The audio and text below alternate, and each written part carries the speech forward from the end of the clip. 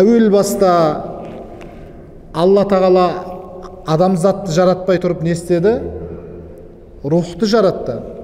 Рухты жаратқан кезде рухтың барлығынан осы әруақтар деп қоямыз. Қазақша әруақ рухтың көпше түрі. Бізде қазақшадағы әруақ деген рух сөзінің араб тіліндегі көпше түрі.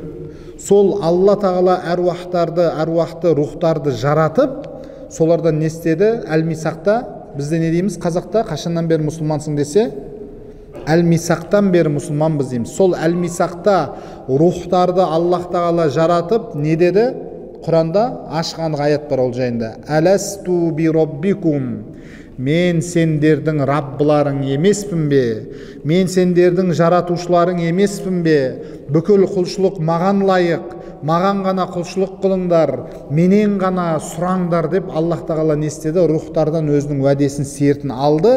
Сол жерде рухтар, я Раббым, қалу бәлә, сен біздің Раббымызсың, саған ғана құлшылық қыламыз, саған серік қоспаймыз, бүкіл жақсылық жамандық сенен деп сол жерде уәде берді, серт берді.